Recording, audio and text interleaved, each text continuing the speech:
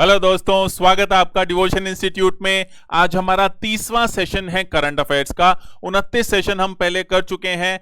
एक भी क्वेश्चन हम चाहते हैं कि ऐसा ना हो जो आपके एग्जाम में पूछा जाए और हमने पढ़ाया ना हो। इसीलिए आज हम शुरू करेंगे बुक्स एंड ऑथर्स से।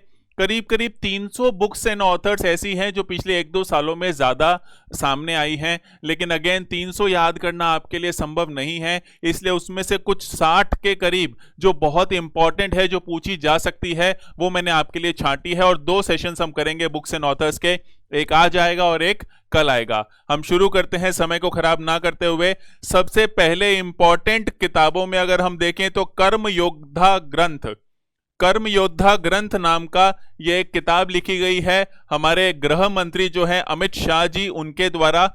और ये किताब लिखी गई है प्रधानमंत्री नरेंद्र मोदी के जीवन पर। इस किताब के अंदर अमित शाह जी ने बताया है कि जो भारतीय पॉलिटिक्स है, भारतीय राजनीति है, उसके 3 अभिशाप हैं। 3 कर्सेस ऑफ इंडियन पॉलिटिक्स है। एक तो पॉलिटिक्स ऑफ अपीजमेंट, तुष्टीकरण, जातिवाद और वंशवाद। कास्टिज्म बहुत होता है और डायनेस्टी रूल था, जैसे कि कांग्रेस में देखा गया था। तो अमित शाह जी ने बोला कि ये 3 जो अभिशाप थे भारतीय राजनीति के, उनको खत्म किया है प्रधानमंत्री मोदी ने। ऐसा इनका कहना है अपनी किताब कर्म योद्धा ग्रंथ के अंदर। यह बिल्कुल पूछा जा सकता है। मेरा ऐसा मानना है कि 100% चांस है किसी ना किसी एग्जाम के अंदर कर्म योद्धा ग्रंथ का क्वेश्चन आना चाहिए। लिखा गया है हमारे गृह मंत्री अमित शाह जी के द्वारा। आगे आए, अरुण जेटली जी, जिनकी अब तो मृत्यु हो गई है, उन्होंने भी एक किताब लिखी थी। यह किताब भी पूछी जा सकती है सिर्फ इसलिए क्योंकि अब मृत्यु हो गई है तो यह किताब बहुत फेमस हुई। जैसे मरने के बाद लोग अक्सर ज्यादा इज्जत देते हैं, ऐसा कहते हैं। तो new India selected writings 2014 to 2019, basically new India नाम की किताब है। न्यू इंडिया नाम की किताब किसने लिखी है? अरुण जेटली साहब ने। और ये किताब एक्चुअली जीएसटी के ऊपर, डीमोनेटाइजेशन के ऊपर और कश्मीर के ऊपर, जो हमारा विमुद्रीकरण था, GST goods and services tax, वस्तु एवं सेवा कर है, और कश्मीर, ताकि कश्मीर सहित अन्य विषयों पर अंतर्दृष्टि डालता है, इंसाइट्स डालता है, उनका क्या मानना था इन मुद्दों के ऊपर वो बताता है। तो अरुण जेटली जी की किताब है a new India. Selected writings 2014 to 19 important नहीं है, अ न्यू इंडिया इंपॉर्टेंट है। अ न्यू इंडिया आपसे पूछा जा सकता है, एक नया भारत। आगे आए, यशवंत सिन्हा जी, जो हमारे पहले डिफेंस मिनिस्टर थे, उनकी किताब है रिलेंटलेस नाम की। ये इनकी एक ऑटोबायोग्राफी है। पहले हमारे डिफेंस मिनिस्टर रह चुके हैं यशवंत सिन्हा जी। ये भी बहुत इंपॉर्टेंट किताब है जो आपसे एग्जाम में पूछी जा सकती है। इनकी ऑटोबायोग्राफी का, आत्मकथा का, जीवनी का नाम क्या है?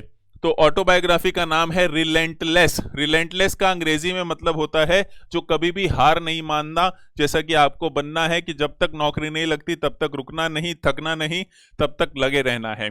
तो वैसे ही रिलेंटलेस नाम की किताब है यशवंत सिन्हा जी की, जो कि हमारे पूर्व डिफेंस मिनिस्टर रह चुके हैं। यस। आगे आए, बलवा नाम की एक किताब लिखी गई है मुख्तार अब्बास नकवी के द्वारा। मुख्तार अब्बास नकवी जो है वो हमारे माइनॉरिटी अफेयर्स के मिनिस्टर हैं, अल्पसंख्यक मामलों के मंत्री हैं। देखिए, किताबों के क्वेश्चन 2 तरीके से आते हैं। या तो वो किताब बहुत फेमस हुई, उसने किताब ने बहुत कुछ किया, या फिर वो किताब किसी बहुत फेमस व्यक्ति के द्वारा लिखी गई है। तो या तो व्यक्ति फेमस होता है या किताब फेमस होती है, तो ही उसके क्वेश्चन पूछे जाते हैं। तो पॉलिटिकल एरिना में जो ज्यादा इंपॉर्टेंट किताबें हैं, पहले हम उनको डिस्कस कर रहे हैं। तो उसी के अंदर माइनॉरिटी अफेयर्स मिनिस्टर जो हैं, हमारे अल्पसंख्यक मामलों के मंत्री हैं मुख्तार अब्बास नकवी जी। उनकी एक उपन्यास है, हिंदी नॉवल है, बलवा नाम की एक उपन्यास है, बलवा नाम की, मुख्तार नकवी जी की। और इसी के साथ ये दूसरी नॉवल है। इससे पहले इन्होंने राजलीला नाम की एक नॉवल लिखी थी।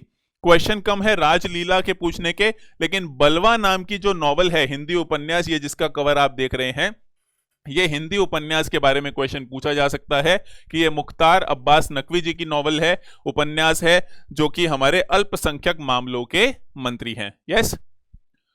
आगे आए, शशि थरूर जी, जो कि एक बहुत ही फेमस लीडर हैं, वर्ल्ड वाइड दुनिया भर में इन्हें जाना जाता है। और खास तौर से इनकी अंग्रेजी जो है वो बहुत ही उच्च दर्जे की है, बहुत ही प्रसिद्ध और पहुंचे हुए लेखक भी हैं। शशि थरूर की किताब है द बैटल ऑफ बिलोंगिंग। ये उसका कवर है। द बैटल ऑफ बिलोंगिंग नाम की जो किताब है वो नेशनलिज्म, राष्ट्रवाद जो है उस मुद्दे पर गहराई पर जाती है कि भारत के अंदर राष्ट्रवाद और विश्व के अंदर जो राष्ट्रवाद है वो उसकी क्या सिद्धांत है राष्ट्रवाद का, उसका विकास कैसे हुआ और उसका अभ्यास कैसे किया जाता है अलग अलग जगहों पर। तो पेट्रियोटिज्म क्या है, राष्ट्रवाद क्या है, ये सब चीजों के बारे में इस किताब को लिखा गया है शशि थरूर जी के द्वारा। द बैटल ऑफ बिलोंगिंग नाम की किताब है। The battle of belonging, battle का मतलब होता है युद्ध, बिलोंगिंग का मतलब कि हम कहीं पर बिलोंग करते हैं, हम उसके अपने हैं, तो हम भारत के हैं, इस चीज का युद्ध है, ऐसा शशि थरूर जी कह रहे हैं। तो battle of belonging 2 double B है, बी शशि थरूर जी की किताब है। यस, ये थोड़ा सा मुश्किल होगा आपके लिए याद करना, इतनी सारी किताबें आ जाएगी, 50-60 भी हैं तो भी आपके लिए तो ज़्यादा हैं, क्योंकि आपको और बहुत कुछ याद करना है। इसलिए मैंने आपको पिक्चर्स और इन सारी बुक्स के कवर्स दिए हैं ताकि आपके लिए फ़ोटो याद करना थोड़ा आसान हो जाए। जैसे अब ये यशवंत सिन्हा जी की जो किताब थी, ये इनकी फ़ोटो देखी हुई है तो आपको थोड़ा सा याद रहेगा। ऐसे अरुण जेटली की किताब पर उनकी फ़ोटो लगी हुई है तो आपको याद रहने के चांस थोड़े बढ़ जाते हैं। Yes, battle of belonging, Shashi Tharoor. मेरी बात फिर से मैं हर क्लास में आपको बोलता हूं, 2 बार आपको क्लास देखनी है, पहली बार नॉर्मल स्पीड पर, दूसरी बार स्पीड बढ़ाकर, और 2 बार आपको पीडीएफ से बस एक बार गो थ्रू होना है। नोट्स नहीं बनाने, कुछ भी नहीं करना, समय खराब नहीं करना है, लेकिन ऐसा कर लेना है कि पेपर में क्वेश्चन आए तो आप कर पाए। यस, आगे आते हैं पैक्स सिनिका। सीनो चाइना को बोलते हैं, जैसे इंडिया चाइना जब बोलना होता है तो उसको हम सीनो इंडियन बोलते हैं। सीनो जो है वो चाइना के लिए यूज किया जाता है ना, लैटिन वर्ड है जो अंग्रेजी में यूज किया जाता है सीनो। तो पैक्स सिनिका, पैक्स मतलब पर्सन्स, लोग, है ना, ऐसे बोलते हैं 2 पैक्स 3 पैक्स मतलब 3 लोग 4 लोग। तो पैक्स सिनिका मतलब चाइना से संबंधी एक किताब है, ये तो हमें पता चल गया। Implications for the Indian dawn, dawn बोलते हैं सूर्योदय के समय, जो समय होता है भोर का समय, उसको डॉन बोलते हैं। कि भारत का अब सूर्य उदय हो रहा है तो चाइना के लोगों क्या उसमें क्या संबंध है, चीन और भारत के संबंध के बारे में ये किताब है, चाइना के ऊपर किताब है। फॉरेन मिनिस्टर एस जयशंकर जो हैं हमारे, ये जो आप फोटो देख रहे हैं, इनके द्वारा लॉन्च की गई है और ये लिखी गई है समीर सारन और अखिल देव के द्वारा। तो समीर सारन और अखिल देव ये 2 लोग हैं जिन्होंने पैक्स सिनिका लिखी है। SSAD इनका बन जाता है और शॉर्ट फॉर्म कर लो तो पैक्स सिनिका किताब है। हालांकि ये लेखक बहुत बड़े नहीं है, लेकिन ये किताब काफ़ी फेमस हुई थी। ये लोग मतलब इतने जाने पहचाने नहीं है कि आम जनता जानती हो, लेकिन फिर भी इस किताब काफ़ी फेमस हुई थी। समीर सारन जी और Akhil Dev, Pax Sinica, implications for the Indian dawn नाम की किताब है। यस, चाइना पे किताब, तो समीर सारन SSAD। आगे आए, ये किताब पक्का क्वेश्चन पूछी जाएगी, मेरे को पूरी उम्मीद है ये क्वेश्चन पूछे जाने का। ये व्यक्ति मनोहर पारिकर जी हैं, जैसा कि आप जानते ही हैं। मनोहर पारिकर जी भी पहले हमारे डिफेंस मिनिस्टर थे और फिर गोवा के चीफ मिनिस्टर से, और कैंसर के कारण इनकी मृत्यु हो गई। इस साल जब इनकी डेथ एनिवर्सरी की पहली एनिवर्सरी थी, डेथ एनिवर्सरी थी, है ना, तो उसमें इनविंसिबल नाम की ये किताब लॉन्च की गई थी, a tribute to Manohar Parrikar. Invincible का मतलब होता है जिसको कोई तोड़ नहीं सकता, नुकसान नहीं पहुंचा सकता, उसको इनविंसिबल बोलते हैं। तो ऐसा इंसान के रूप में मनोहर पारिकर जी को दिखाया गया है। तो मनोहर पारिकर जी के ऊपर किताब है इनविंसिबल, जो कि राजनाथ सिंह जी, ये जो आप फोटो देख रहे हैं, राजनाथ सिंह जी ने इसको लॉन्च किया था। ये लिखी गई है तरुण विजय के द्वारा। तरुण विजय, अब तरुण भी अलग बंदे का नाम होता है और विजय भी अलग बंदे का नाम होता है, लेकिन ये दोनों नाम एक ही बंदे के हैं। तो आप ऐसे याद कर लो, दोनों नाम जिसके एक बंदे के हैं, उसने मनोहर पारिकर पे किताब लिखी थी, गोवा वाले पे। तो गोवा में ऐसे लोग जाते हैं जिनके दोनों नाम एक ही, मतलब नेम और सरनेम दोनों ही नाम ही होते हैं। तो तरुण विजय नाम के व्यक्ति ने एक किताब लिखी है इनविंसिबल। ये किताब क्यों आपसे पूछी जाएगी, क्योंकि जो हमारे ट्रांसपोर्ट मंत्री हैं नितिन गडकरी जी, उन्होंने ये किताब राष्ट्रपति जी को भेंट की थी और इसकी न्यूज आई थी। नितिन गडकरी जी ने ये किताब राष्ट्रपति जी को, इनकी पहली जो डेथ एनिवर्सरी थी मनोहर पारिकर जी की, उस पर ये राष्ट्रपति जी को भेंट दी थी और वो एक न्यूज बनी थी। इसलिए ये किताब आपसे पूछे जाने के चांस बढ़ जाते हैं। इनविंसिबल नाम की किताब है, तरुण विजय के द्वारा लिखी गई और ये मनोहर पारिकर जी के ऊपर है। मनोहर पारिकर के ऊपर ही लिखी गई एक और किताब भी है, एन एक्स्ट्रा ऑर्डिनरी लाइफ, जो कि उनके जीवन के ऊपर है। एन एक्स्ट्रा ऑर्डिनरी लाइफ, ये किताब कंपैरेटिवली कम इंपॉर्टेंट है, इनविंसिबल ज्यादा इंपॉर्टेंट है, लेकिन फिर भी सदगुरु पाटिल और माया भूषण नगवेनकर ने ये किताब लिखी है, एन एक्स्ट्राऑर्डिनरी लाइफ, जो कि एक बायोग्राफी है। बायोग्राफी मतलब जीवनी है मनोहर पारिकर की। एन एक्स्ट्राऑर्डिनरी लाइफ, सदगुरु पाटिल और माया भूषण नागवेनकर जी के द्वारा ये किताब लिखी गई है। यस, थोड़ा सा मुश्किल होगा ये मैं समझ रहा हूं। आप कुछ कुछ कनेक्शन बनाते जाइए अपने दिमाग में, फोटोज देखते जाइए तो आपको याद आ जाएगा। एक्स्ट्राऑर्डिनरी लाइफ किताब मनोहर पारिकर के ऊपर है, ये आपको समझ में आ जाएगा, याद आ जाएगा। अब ये लिखी किसने है? सदगुरु पाटिल जी ने। अब सदगुरु जग्गी वासुदेव नाम के एक व्यक्ति हैं जिन्होंने ईशा फाउंडेशन चलाई है, उनकी भी एक किताब है डेथ नाम से, तो उनकी वो किताब, और यहां पर भी सदगुरु पाटिल है तो वो भी एक एक्स्ट्राऑर्डिनरी लाइफ जी रहे हैं, और इनकी भी एक्स्ट्राऑर्डिनरी लाइफ थी मनोहर पारिकर की। ऐसे आपने एक कनेक्शन बना लिया तो दो किताबें आपको याद हो गई कि सदगुरु की एक किताब हम पढ़ेंगे अभी, डेथ नाम की किताब है इनकी, और वो एक्स्ट्राऑर्डिनरी लाइफ है, और ये एक्स्ट्राऑर्डिनरी लाइफ भी किसने लिखी है? सदगुरु पाटिल ने, लेकिन वो अलग अलग लोग हैं। यस, आगे आए। एस जयशंकर ने पैक्स सिनिका जो हमने किताब पढ़ी थी, ये तो एस जयशंकर ने हमारे लॉन्च की थी, लेकिन हमारे विदेश मंत्री जो हैं, foreign affairs, external affairs minister जो हैं एस जयशंकर, उन्होंने अपनी खुद की किताब भी एक लिखी है जो कि इंपॉर्टेंट है, द इंडिया वे, है ना। द इंडिया वे, भारत का तरीका क्या है काम करने का, strategies for an uncertain world. एक अनिश्चित दुनिया है हमारे सामने, कुछ भी हो रहा है दुनिया में आजकल, जैसा कि आप जानते हैं, किसी को नहीं पता था कोरोना आएगा। तो अनसर्टेन वर्ल्ड के लिए, एक अनिश्चित दुनिया के लिए भारत का रास्ता क्या होना चाहिए, ये एस जयशंकर ने किताब लिखी है। ये भारत के स्टैंडर्ड के बारे में बात करती है कि भारत के क्या मानक होने चाहिए, क्या स्टैंडर्ड्स होने चाहिए इस विश्व संबंध के अंदर। तो भारत का रास्ता क्या होना चाहिए इस विश्व के अंदर, इसके बारे में बात करते हैं। तो आप थोड़ा सा लॉजिक लगाओ, भारत का रास्ता कौन तय करेगा? हमारे संबंध तय करेंगे जो विश्व के साथ हैं, और हमारे संबंधों को संभालने वाला व्यक्ति कौन है? एस जयशंकर है। तो external affairs minister S Jaishankar, India way, Bharat का रास्ता, उन्होंने किताब लिख दी। यस, तो ये आपको याद रह जाएगा, the India way, S Jaishankar. आगे आए। ये क्वेश्चन पूछा जा चुका है, दोबारा पूछा जा सकता है, वेरी वेरी इंपॉर्टेंट किताब है। ये स्टार्टिंग में ही आ गई थी, और बहुत बार अभी जो पेपर्स हुए हैं, बैंक एसएससी के भी पेपर्स हुए हैं, उनमें भी ये क्वेश्चन पूछा जा चुका है। तो उर्जित पटेल साहब, जैसा कि आपने नाम सुना होगा, ये हमारे आरबीआई गवर्नर रह चुके हैं उर्जित पटेल जी। उर्जित पटेल जी रघुराम राजन जी के टाइम पे डिप्टी गवर्नर थे, और उनके बाद गवर्नर बने आरबीआई के। अब शक्तिकांत दास जी हैं। उर्जित पटेल जी ने किताब लिखी है overdraft, saving the Indian saver. जैसा कि आप जानते हैं, किसी खाते के अंदर जितने भी पैसे होते हैं, मान लो आपने 10,000 जमा करवा रखे हैं, और अगर आप 11,000 निकालते हो तो 1,000 का आपके ऊपर एक तरीके से लोन चढ़ जाता है, जिसको लिमिट बनाना भी बोलते हैं साधारण भाषा में, या जिसको ऑफिशियली ओवरड्राफ्ट कहते हैं। एक तरीके का लोन है, जितने पैसे हैं नहीं उससे ज्यादा आप निकाल रहे हो, तो ये बैंकिंग से संबंधित है। Saving the Indian saver, saving the Indian saver मतलब भारतीय व्यक्ति जो बचत करता है उसको बचाना है हमें। तो ये लिखा गया है इस किताब के अंदर एनपीए के बारे में। एनपीए होते हैं नॉन परफॉर्मिंग एसेट्स, गैर निष्पादित परिसंपत्तियां बोलते हैं, ज्यादा डिटेल में नहीं जाएंगे। नॉन परफॉर्मिंग एसेट्स मेरे को ऐसे लगता है, पता नहीं क्यों आपसे पूछा जा सकता है, इकोनॉमिक्स से संबंधित है वैसे तो। Non performing assets, non performing assets क्या होते हैं? गैर निष्पादित परिसंपत्तियां होती है।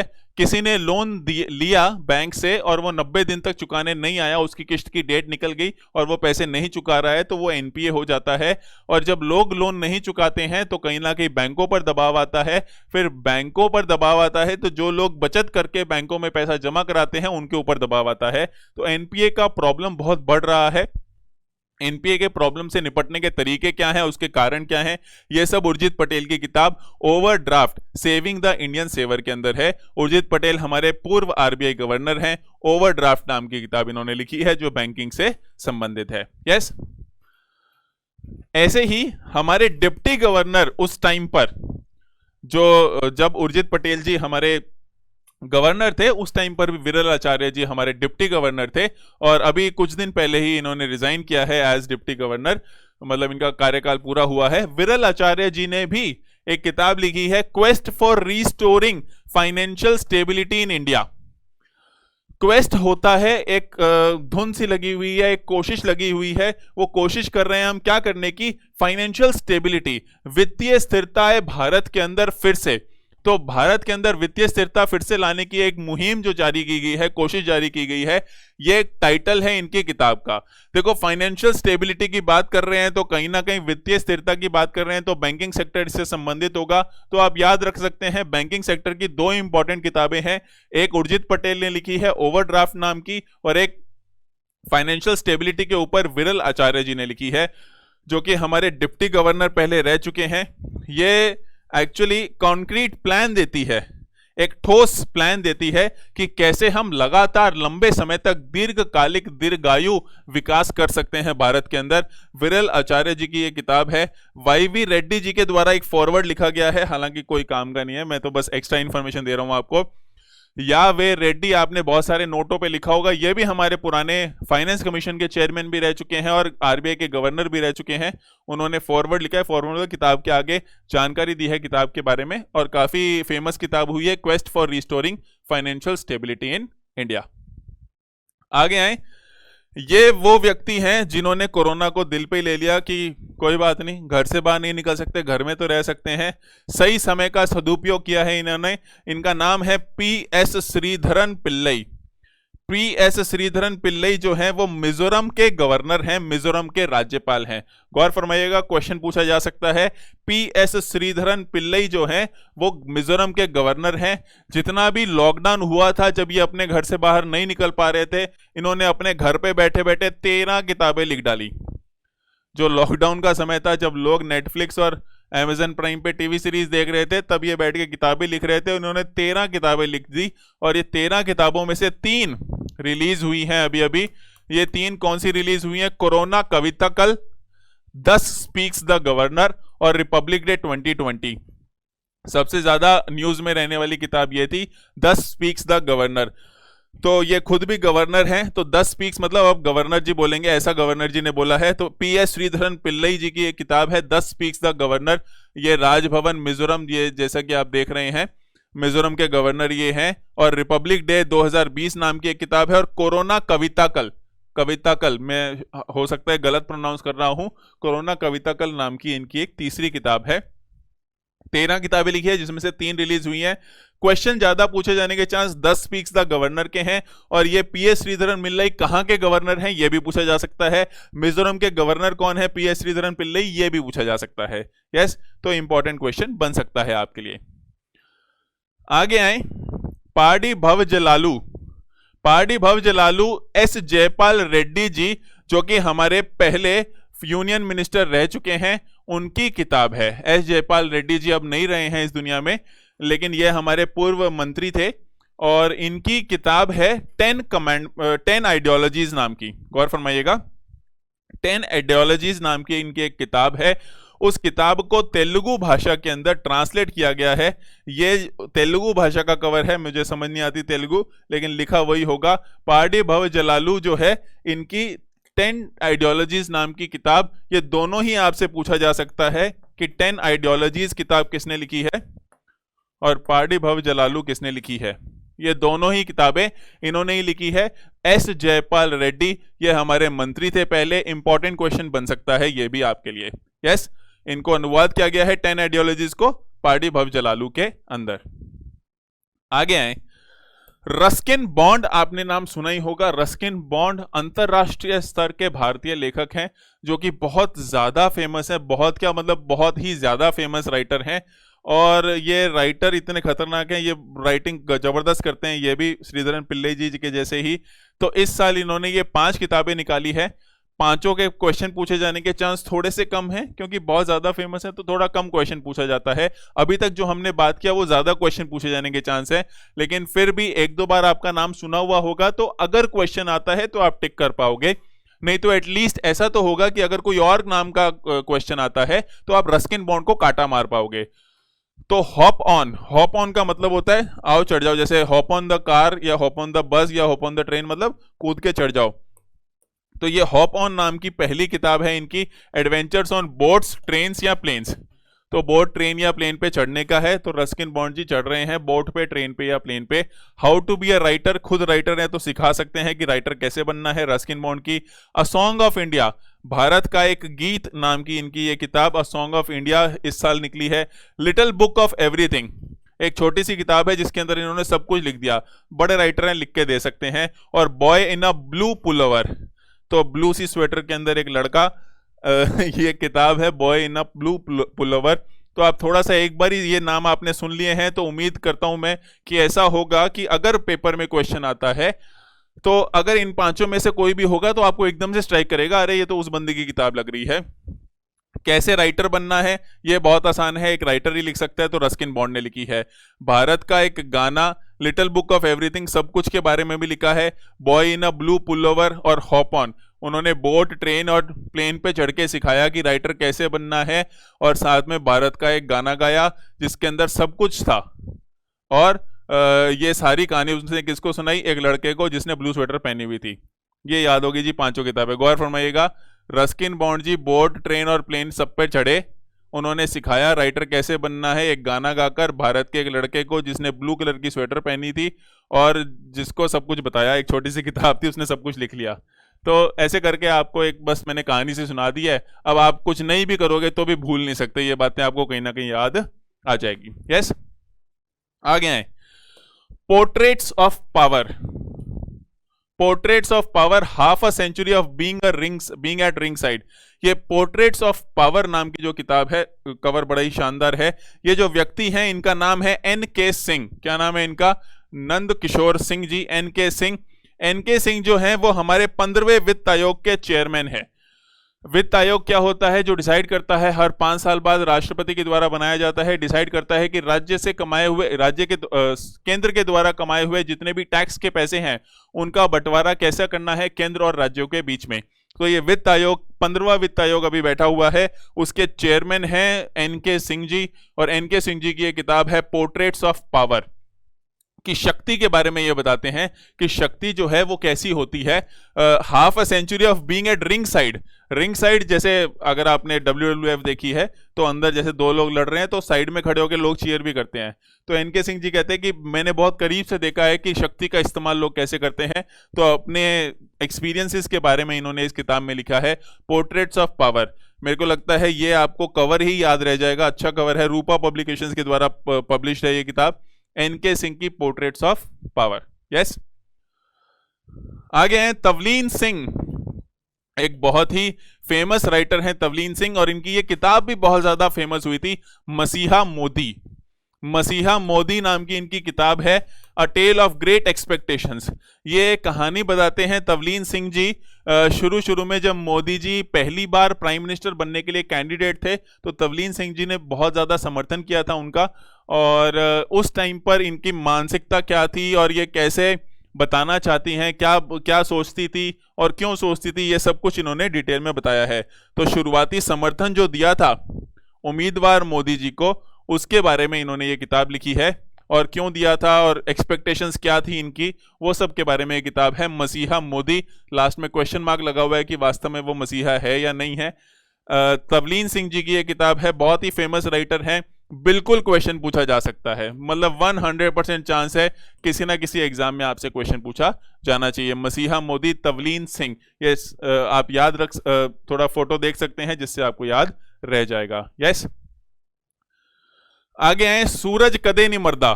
सूरज कदे नी मरदा एक किताब लिखी गई है बलदेव सिंह सदकनाम जी के द्वारा। बलदेव सिंह सदकनाम जी बहुत ही फेमस राइटर हैं, साहित्य अकादमी अवार्ड से ये सम्मानित हैं, पंजाबी के राइटर हैं और बहुत ही फेमस राइटर हैं पंजाबी के, और बहुत अच्छी किताबें लिखते हैं। जो हमारे शहीद उधम सिंह जी थे, जो उनके जीवन के और उनके स्वतंत्रता संग्राम के बहुत सारे कारनामों के बारे में ये किताब लिखी गई है, शहीद उधम सिंह जी के बारे में। सूरज कदे नहीं मरदा, कि सूरज कभी नहीं मरता, सन नेवर डाइज बेसिकली। सूरज कदे नहीं मरदा नाम की किताब बलदेव सिंह सदकनाम जी के द्वारा लिखी गई है। यस, तो ये तो बहुत ही इजी हो जाएगा आपके लिए। उधम सिंह सूरज कदे नहीं मरदा अगेन पंजाबी में है, और उधम सिंह जी भी पंजाब के थे, और बलदेव सिंह सदक नाम भी आपको पंजाबी फील दे रहे हैं, तो ये आपको याद रह जाएगा। रामचंद्र गुहा, इंडिया आफ्टर गांधी नाम की इनकी एक किताब है जो कि जरूरत से ज्यादा फेमस है।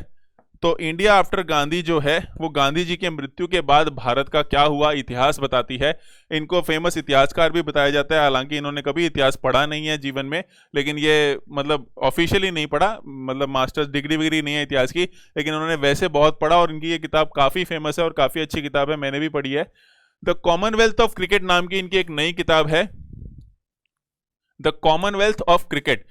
ये पूरी किताब क्रिकेट के बारे में है। कॉमनवेल्थ यूज करते हैं उन सारे देशों के बारे में जिन पर कभी तो इंग्लैंड का राज था, और इंग्लैंड का ही गेम है क्रिकेट, और इंग्लैंड का जिन पर राज था वही ज्यादा खेलते हैं क्रिकेट को।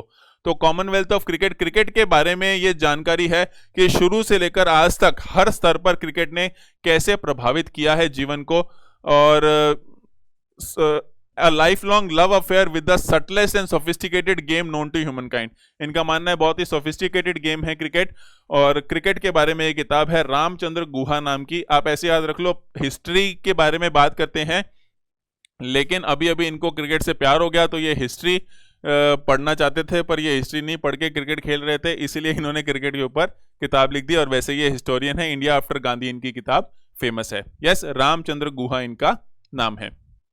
आगे आए, ये भी बहुत ही ज्यादा फेमस बुकर प्राइज जीत चुकी हमारी लेखिका अरुंधति रॉय जी। बहुत ही ज्यादा फेमस राइटर हैं हमारी अरुंधति रॉय जी। अरुंधति रॉय जी की ज्यादा सबसे नई किताब जो है वो आज़ादी नाम की किताब निकली है। ये जो आज़ादी नाम की किताब है, इसके अंदर आज़ादी के बाद फ्रीडम, तो इंग्लिश और हिंदी दोनों में हो गया, फैसिज्म और फिक्शन। फैसिज्म को हिंदी में मुझे नहीं पता क्या कहते हैं, पर एक तरीके का अथॉरिटेरियन रूल होता है जिसके अंदर मतलब प्रताड़ित किया जाता है जनता को, और राष्ट्रवाद ज़्यादा लिमिट से ज़्यादा फैलाया जाता है। और फिक्शन का मतलब होता है काल्पनिक जो चीज़ें होती है, काल्पनिक कथाएं जो होती है उसको फिक्शन बोलते हैं। तो आज़ादी, फ्रीडम, फैसिज्म, फिक्शन, 3 F है, AFF, AF cube, Arundhati Roy, ARAF cube, ARAF cube ऐसे करके याद रख सकते हैं आप, या कुछ भी, मतलब मैं तो तरीके ढूंढ रहा हूँ कुछ भी आपको सिखाने के। ये फालतू बातें हैं एकदम, इनका कोई लेना देना नहीं है, लेकिन जब मैं ऐसी फालतू बातें करता हूँ तो आपको बस ये पता नहीं क्या है स्टूडेंट्स के साथ, फालतू वाली सारी बातें याद रह जाती है, काम की कोई नहीं याद रहती। ये फालतू बातों की वजह से कभी कभी क्वेश्चन सही हो जाता है, एक नंबर आ जाता है, जिसकी वजह से कभी कभी सिलेक्शन हो जाता है। अरुंधति रॉय जी की किताब है आज़ादी, फ्रीडम, फैसिज्म, फिक्शन नाम की। इसमें फ्रीडम का सही मतलब क्या है, निबंध लिखे गए हैं जिसमें अधिनायकवाद, अथॉरिटेरियनिज्म जो होता है, इसके अंदर बहुत ज्यादा जो भी लोग आप पर राज कर रहे हैं वो ज्यादा कंट्रोल दिखाने लगते हैं, उस समय पर आजादी का सही अर्थ क्या है यह बताती हैं अरुंधति रॉय जी अपनी किताब में, आजादी, फ्रीडम, फैसिज्म एंड फिक्शन के अंदर। यस, अगेन बहुत ही ज्यादा फेमस राइटर रोमिला थापर जी, बहुत ही ज्यादा पहुंची हुई राइटर है रोमिला थापर जी। इनकी ये किताब है वॉइसेस ऑफ डिसेंट। डिसेंट का मतलब होता है, एक तो होता है कंसेंट वर्ड, कंसेंट का मतलब आपने कुछ कहा और मैंने अपनी सहमति दी तो मैंने अपना कंसेंट दिया, और डिसेंट का मतलब है कि मेरी इसमें सहमति नहीं है।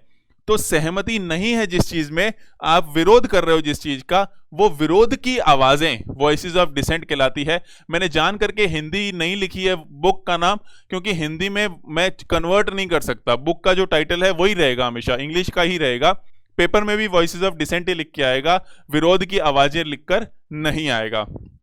रोमिला थापर जी जो कि हमारी पहुंची हुई राइटर है, बहुत ही फेमस राइटर हैं, उनके द्वारा एक हिस्टोरिकल ऐतिहासिक निबंध लिखा गया है जो बताता है, पड़ताल करता है कि असंतोष जो है, विरोध जो है, उसका इतिहास कैसा था, उसके विरोध करने वालों को, असंतोष दिखाने वालों के साथ कैसा बर्ताव किया जाता था, क्या उन्होंने जीत पाई नहीं पाई, इन सब के बारे में एक ऐसे लिखा है रोमिला थापर जी ने वॉइसेस ऑफ डिसेंट नाम की किताब में। यस, आगे आए, देह वचावा कारणी।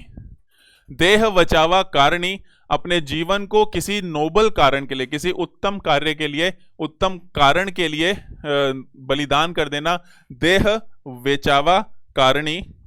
नाम की किताब, बाला साहेब विखे पाटिल महाराष्ट्रियन मंत्री थे हमारे, इनकी आत्मजीवनी है, आत्मकथा है, देह बचावा कारणी। नाम से ही पता चल रहा है कि मराठी के अंदर है। और महाराष्ट्रियन बाला साहेब, अगेन बाला साहेब ठाकरे, आपने नाम सुना होगा, तो ठाकरे जी भी महाराष्ट्र से थे, तो बाला साहेब, हालांकि वो कॉमन नाम है वहां पर, तो बाला साहेब वैसे ही बाला साहेब विखे पाटिल भी महाराष्ट्र से हैं। तो मराठी मराठी कॉमन करके आप थोड़ा सा लॉजिक लगा के और इसको याद रख सकते हैं कि देह बचावा कारणी, वेचावास, देह बचावा कारणी जो है बाला साहेब विखे पाटिल जी की किताब है। ये हमारे केंद्रीय मंत्री रह चुके हैं, प्रधानमंत्री मोदी जी के द्वारा ये लॉन्च की गई थी किताब, और बहुत ही पहुंची हुई किताब है और बहुत ही अच्छी सुंदर आत्मकथा है। इसमें इन्होंने अपने जीवन में क्या क्या, किसी मतलब बड़े कारण के लिए अपने जीवन को कैसे बलिदान किया, उसके बारे में बताया गया है। यस, इंपॉर्टेंट क्वेश्चन पूछा जा सकता है, मुझे ऐसा लगता है, क्यों? क्योंकि ये दुनिया की पहली साइंटून किताब है।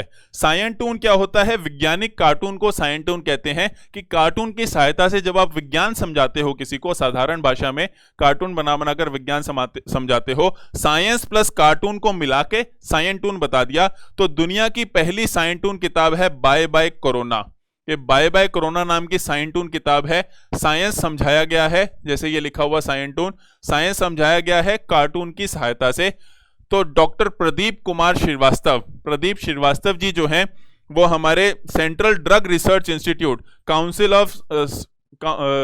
Of scientific and industrial research, CSIR जो है हमारी, उसका एक संस्थान है council of drug research institute. तो central drug research institute, sorry, central drug research institute जो है, वहाँ के एक साइंटिस्ट हैं।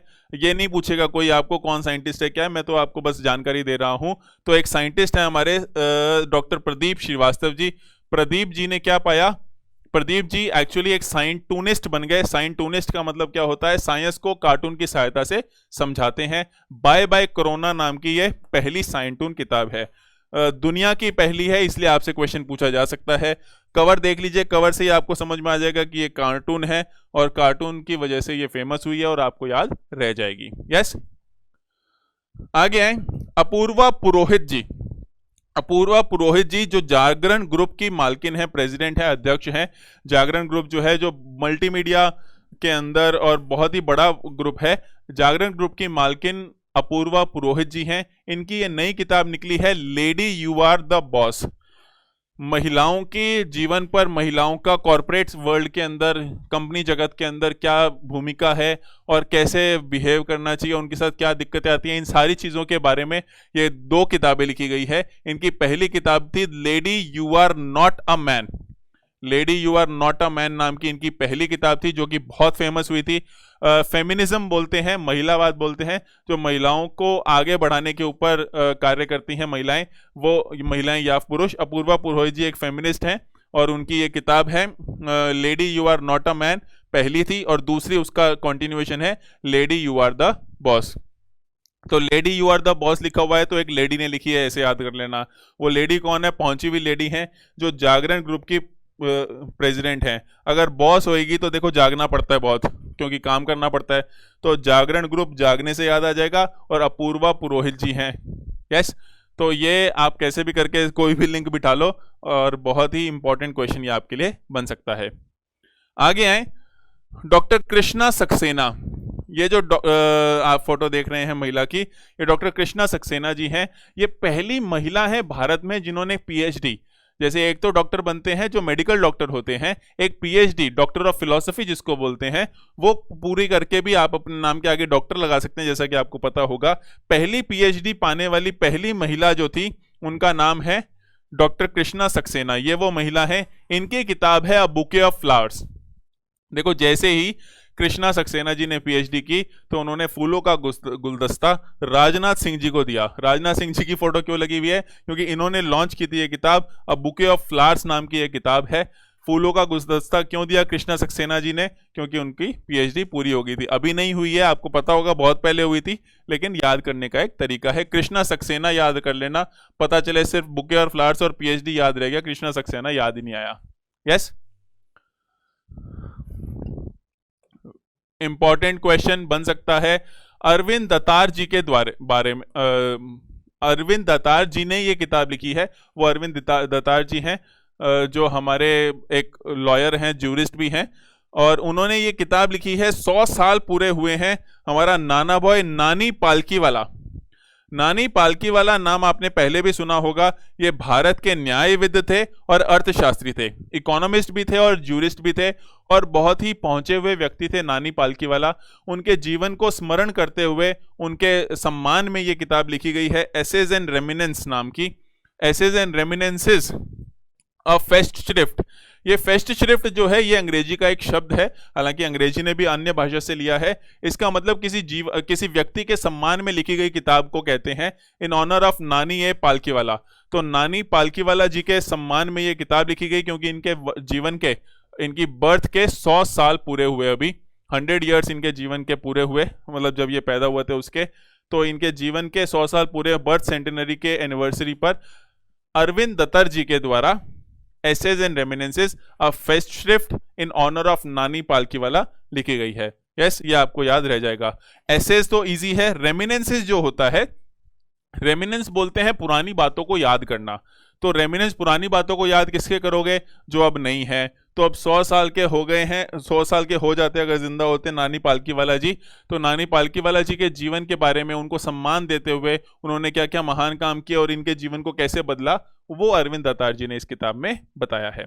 यस, इंपॉर्टेंट क्वेश्चन बन सकता है, ये जो व्यक्ति हैं आरसी भार्गव जी इनका नाम है। आरसी भार्गव जो हैं वो मारुति सुजुकी के चेयरमैन हैं।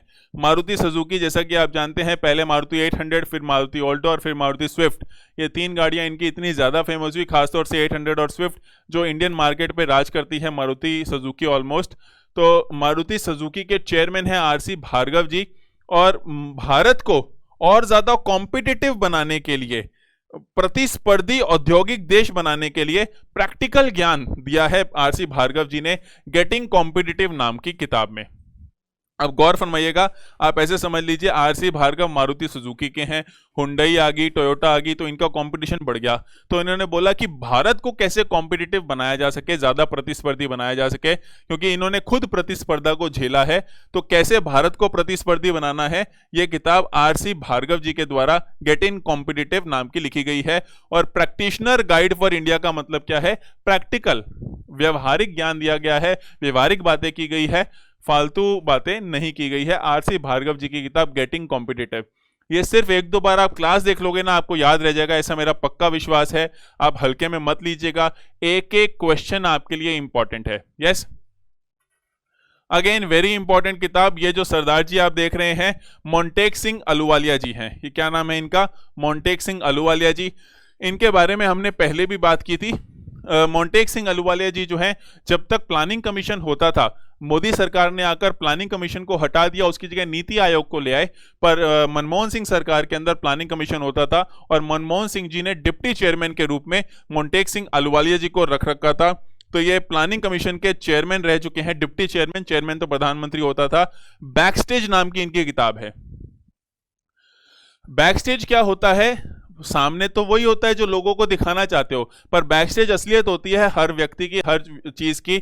तो एक्चुअल में भारत ने 1991 से लेकर 1991 से लेकर 2009 तक, लगभग, या 13 तक कह लो, 2013 तक, मतलब कांग्रेस सरकार जो रही, उसके अंदर तक क्या ग्रोथ की और कैसे इतनी ज्यादा ग्रोथ हो पाई, जो हमने एलपीजी को अपनाया, लिबरलाइजेशन, प्राइवेटाइजेशन, ग्लोबलाइजेशन, उदारीकरण, निजीकरण और वैश्वीकरण, वो कैसे काम किया। 1885 है, सॉरी, ये मैंने गलत लिख दिया। 1885 से लेकर 2014 तक क्या क्या नीतियां निर्धारित की गई, क्या क्या बदलाव किए गए, और सरकारी पर्दे के पीछे क्या चल रहा था, उस सब की जानकारी देते हुए मोंटेक सिंह अहलूवालिया जी की ये किताब है। बैकस्टेज नाम की किताब है। कि क्या हुआ था मैं बताता हूं, क्योंकि इनको पता है, ये वहां पर मौजूद थे। मोंटेक सिंह अहलूवालिया, बैकस्टेज नाम की किताब है, याद रह जाएगा आपको।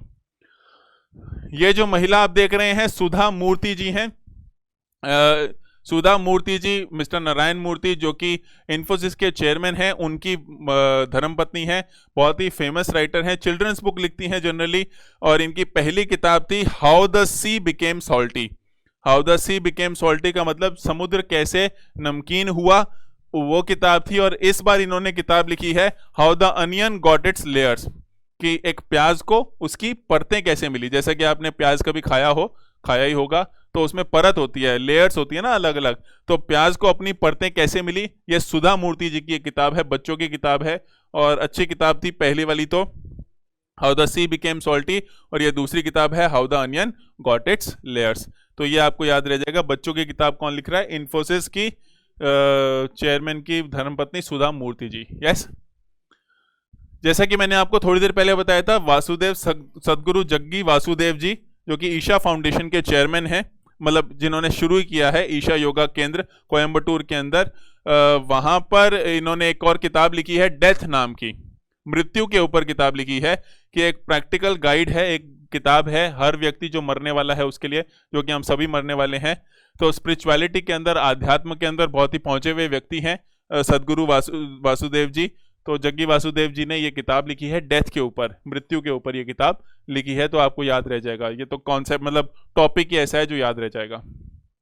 आगे आए, ए सेतु माधवन, ये जो व्यक्ति हैं ए सेतु माधवन है, मलयाली नोवेलिस्ट हैं, मलयालम के अंदर बहुत ही पहुंची हुई नॉवेल्स लिखते हैं, बहुत ही फेमस हैं।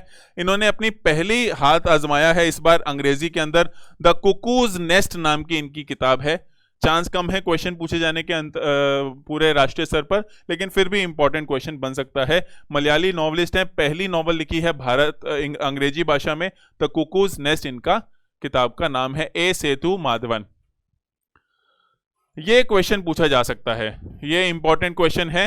Naoroji, pioneer of Indian nationalism, भारतीय राष्ट्रवाद के शुरुआत करने वाले व्यक्ति नारोजी, दादा भाई नारोजी, जैसे कि आप जानते हैं पहले एशियाई व्यक्ति थे जो ब्रिटिश पार्लियामेंट में इलेक्ट हुए थे 1892 के अंदर। दादा भाई नौरोजी पहले व्यक्ति थे, पहले एशियाई थे जो ब्रिटिश पार्लियामेंट के अंदर इलेक्ट हुए थे। उनके जीवन के ऊपर हिस्टोरियन दिनयार पटेल, दिनकर पटेल लिखा हुआ है, दिनयार आएगा, दिनयार पटेल जी जो हैं उनके द्वारा ये किताब लिखी गई है। दिनयार पटेल आप याद रख लेना, दिनयार पटेल जी दादा भाई नौरोजी के जीवन के ऊपर इन्होंने किताब लिखी है। नारोजी नाम की किताब है, तो ये तो आपको पता ही है दादा भाई नारोजी पे है। दिनयार पटेल, तो दादा भाई नारोजी की किताब के ऊपर उनकी डीपी लगी हुई है, दादा भाई नौरोजी की किताब है, उस किताब के ऊपर उनकी डीपी लगी हुई है, इसीलिए डीपी नहीं लिखी है वो किताब। बस ये याद रह जाएगा, अब आप नहीं भूलोगे, क्योंकि आपको ऐसी कहानियां चाहिए याद रखने के लिए। यस, तो आज के लिए इतना ही करते हैं। आई रियली होप आपको कुछ सीखने को मिल रहा है, आपको इनसे फायदा हो रहा है। हम चाहते हैं आप में से ज़्यादा का सिलेक्शन हो। आपका क्लास देखने के लिए बहुत बहुत धन्यवाद। Take care, bye bye.